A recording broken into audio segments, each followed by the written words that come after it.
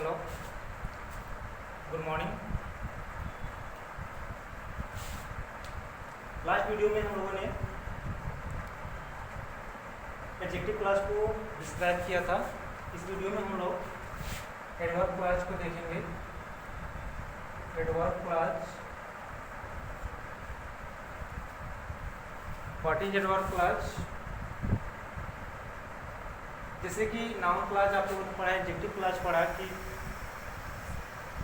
दो subordinate clause which works as adjective in sentence is adjective clause and noun. अगर noun की तरह work करता है तो नाउन क्लास। अगर वही क्लास, वही सबऑर्डिनेट क्लास सेंटेंस में एडवर्ब की तरह वर्क करेगा तो वह आपका एडवर्ब क्लास होगा। ठीक है। एंड एडवर्ब की डिफिनीशन आप सबको पता होगा। Those parts of speech which describe all part of speech except noun, pronoun and interjection। मतलब नाउन, प्रोनाउन, इंटरजेक्शन को छोड़ दिया जाए तो जो सब किसी भी पार्ट्स ऑफ स्पीच की विशेषता बताता है, चाहे वह एडजेक्टिव हो, verb, preposition, adverb, conjunction and so on. मतलब नाउन, प्रोनाउन, इंटरजेक्शन को छोड़कर अन्य सभी पार्ट्स ऑफ स्पीच की विशेषता बताने वाला वो आपका एडवर्ब होता है। ठीक है। तो that subordinate class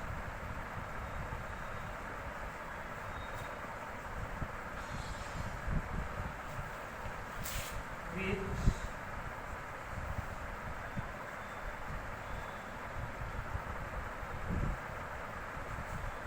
describes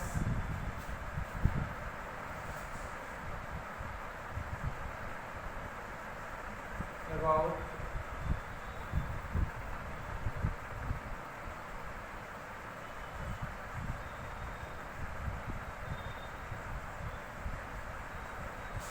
adjective, adverb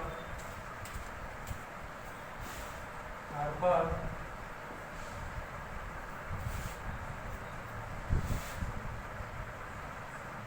another class।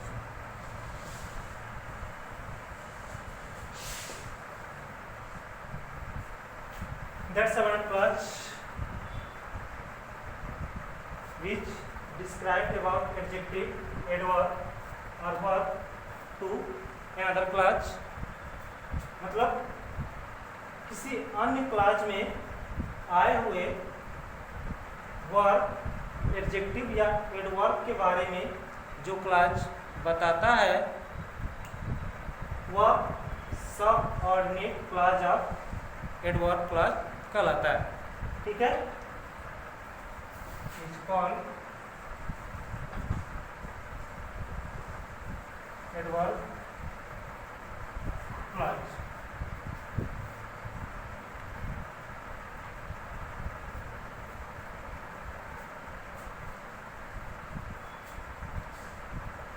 ठीक है। एग्जाम्पल, हाँ, एक चीज एडवर्ब क्लास, जिसे कि आप लोग पढ़े भी होंगे एडवर्ब क्लास के बारे में, सॉरी एडवर्ब के बारे में। तो काइंड्स ऑफ एडवर्ब में आप लोगों ने पढ़ा होगा कि adverb basically mainly three types: simple adverb, interrogative adverb and relative adverb. And simple adverb as working as many veg,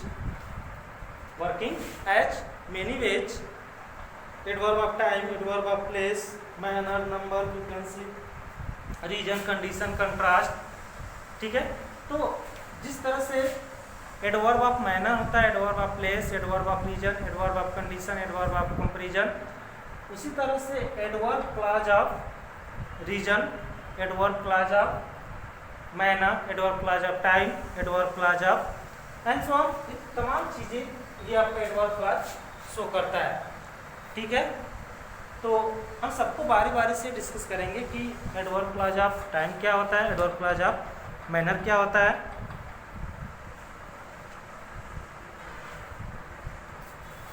it is expressed as many ways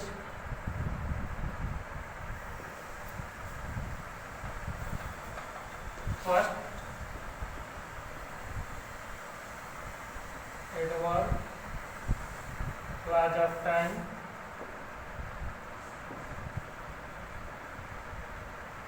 adverb clause of place, adverb clause of manner,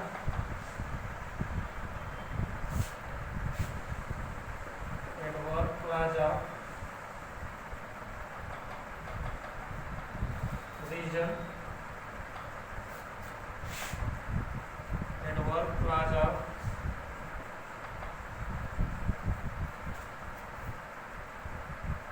contrast,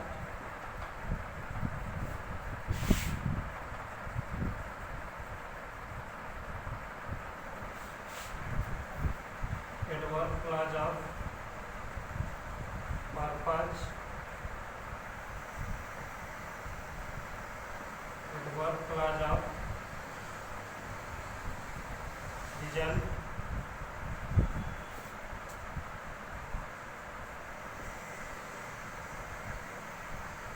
adverb clause of comparison,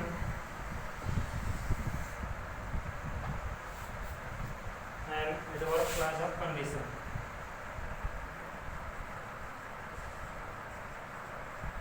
adverb clause of condition,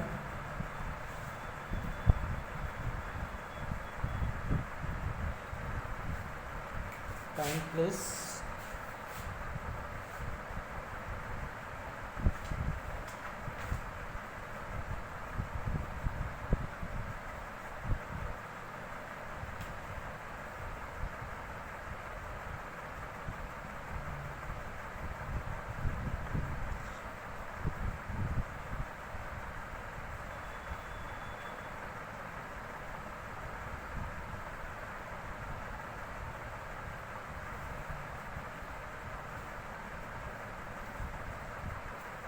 ये है आपका। इतने तरीके से हम adverb clause को define कर सकते हैं, एक्सप्रेस कर सकते हैं।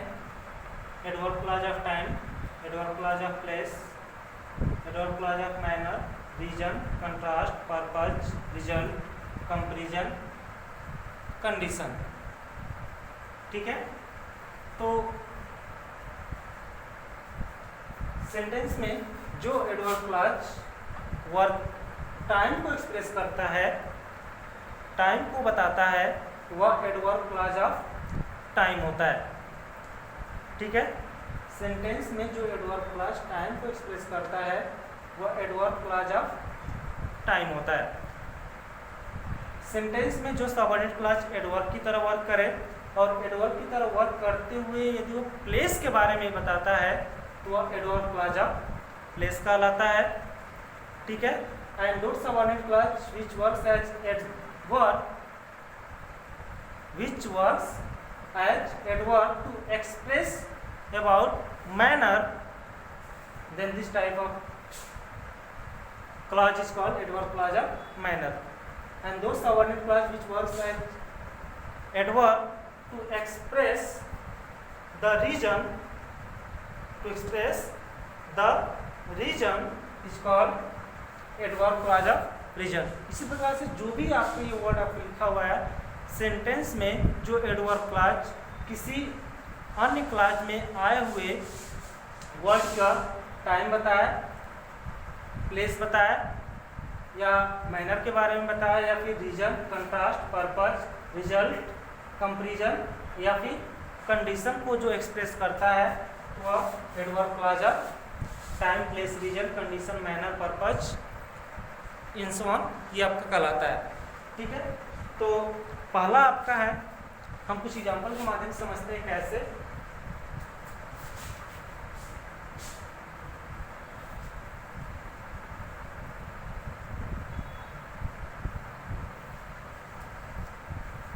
Adverb clause of time,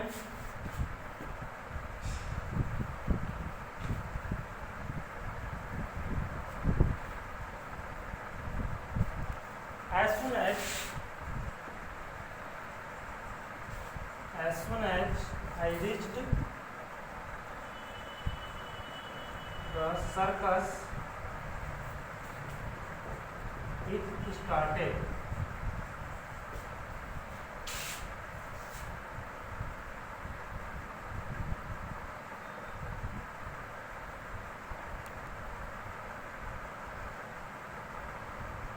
He went to first step. He went to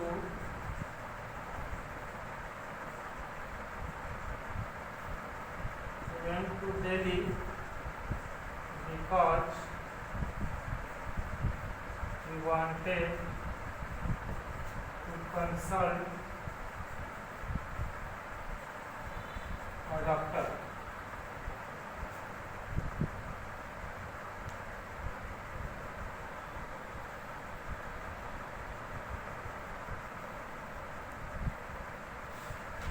next है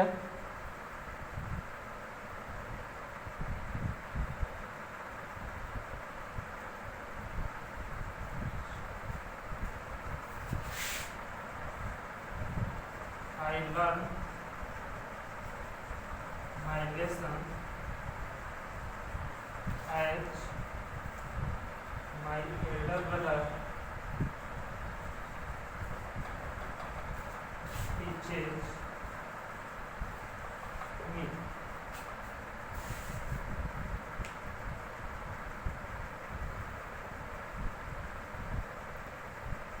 And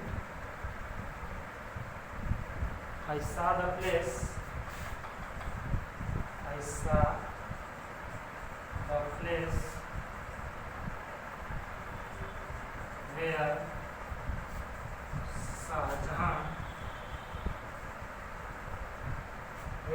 Shahjahan was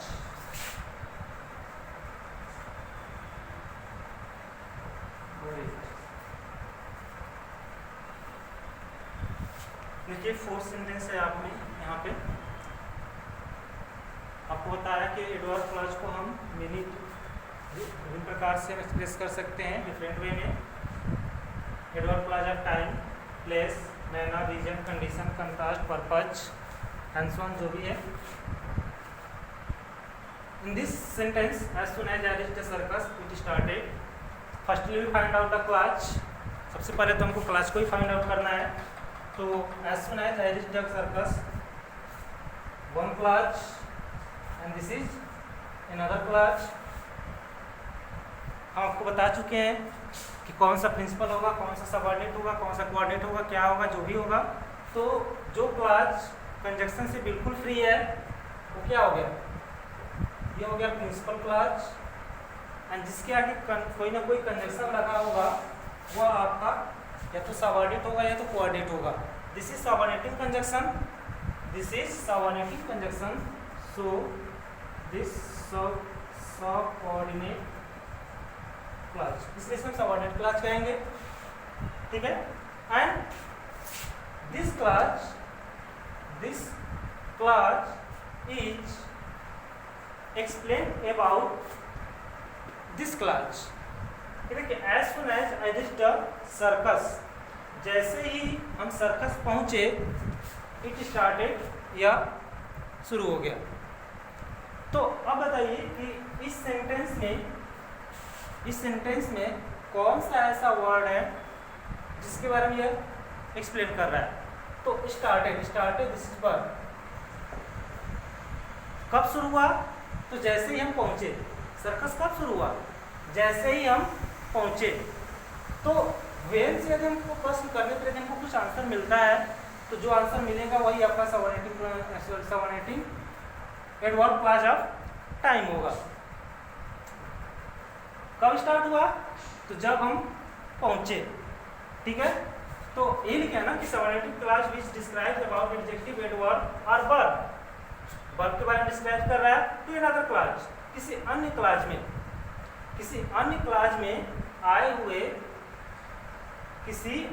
में आए हुए वर्ब एडजेक्टिव या एडवर्ब के बारे में जो डिस्क्राइब करता है वही आपका क्या है, सबऑर्डिनेट क्लॉज कहलाता है।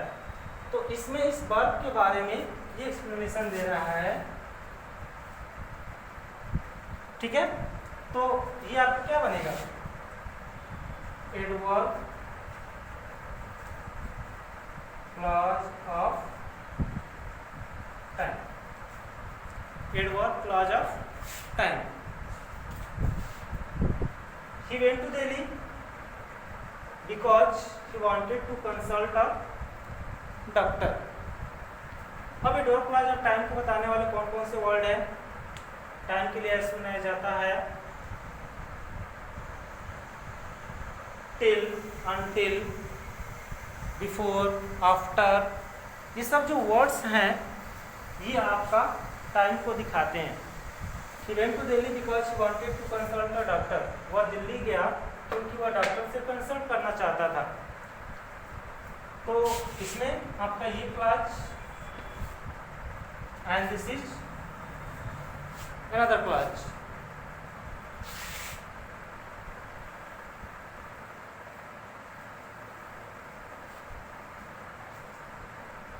अब बताइए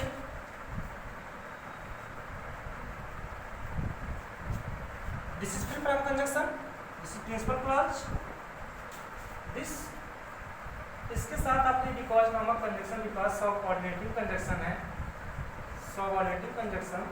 सो ये क्या होगा, सबऑर्डिनेट क्लॉज होगा, सबऑर्डिनेट क्लॉज। अब बताइए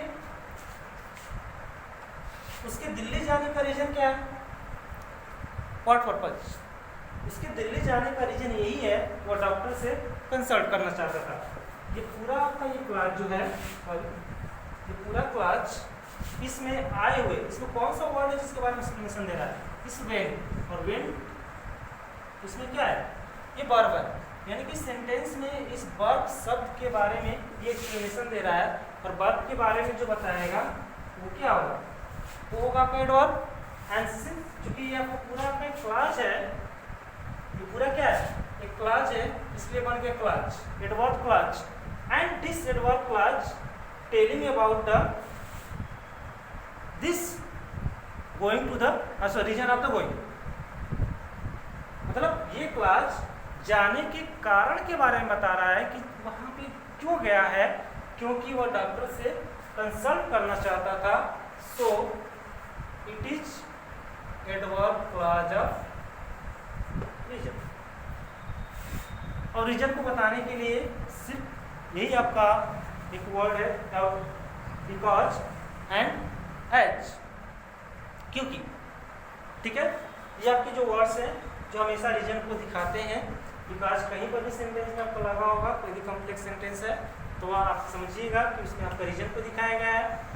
and he went to sorry, और उसमें एडवर्ब क्लॉज ऑफ रीजन को शो किया गया है।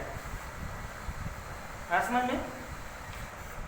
ये जो है next example,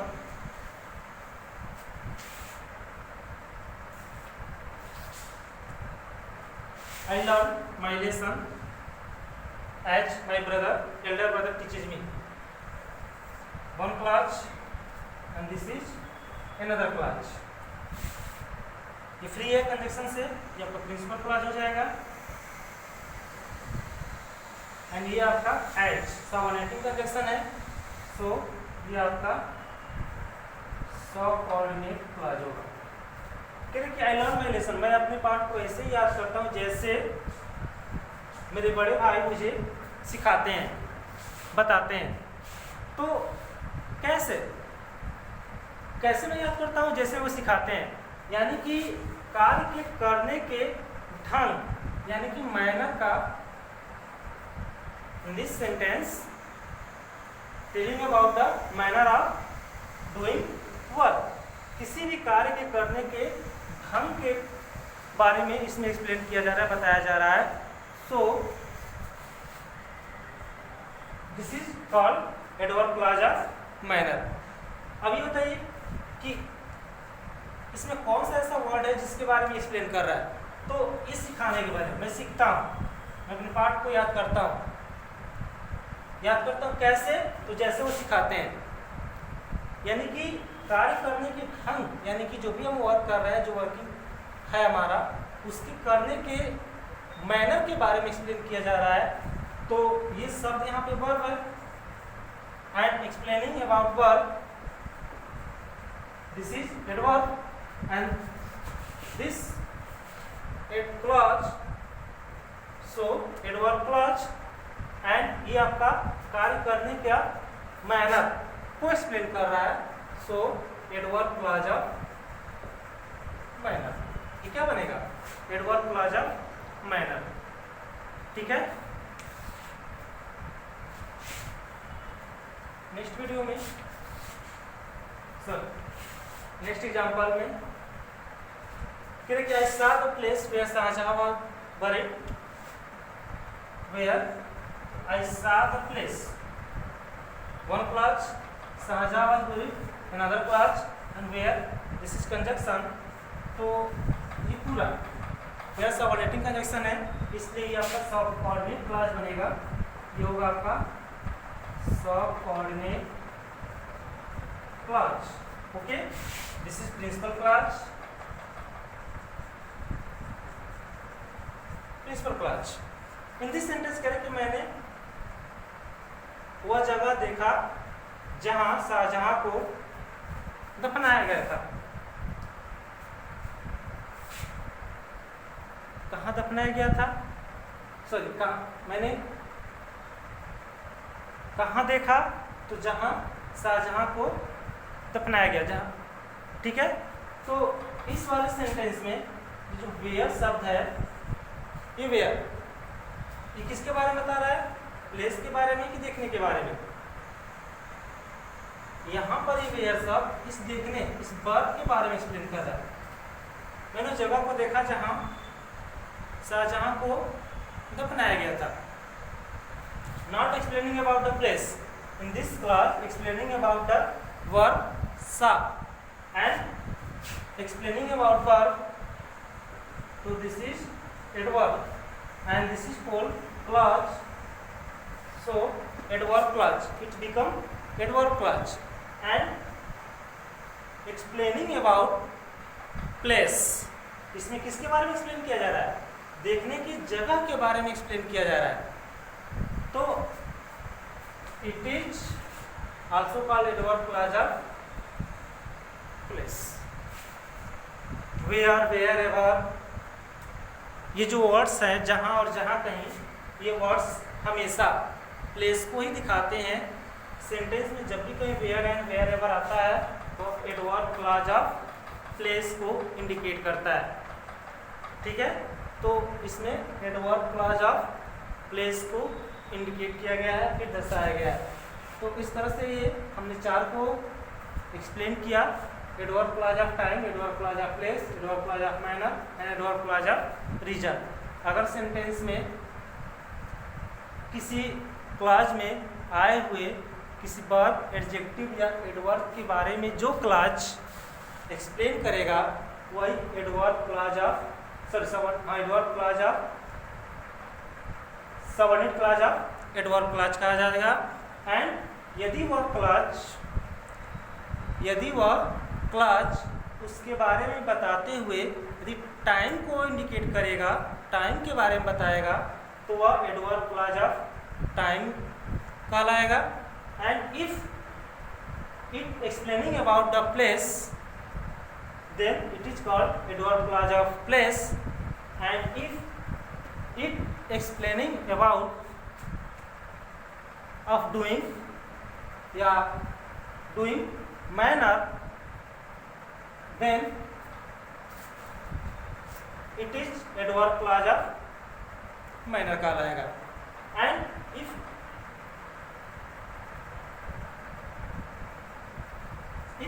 the subordinate clause is explaining about the reason of doing work, then it is called adverb clause of reason।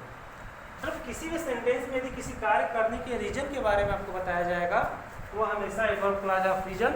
यदि किसी कार्य करने के ढंग के बारे में बताया गया है सेंटेंस में तो adverb clause of manner, place को बताया गया है तो एडवर्ब क्लॉज ऑफ प्लेस, समय को बताया गया तो एडवर्ब क्लॉज ऑफ टाइम।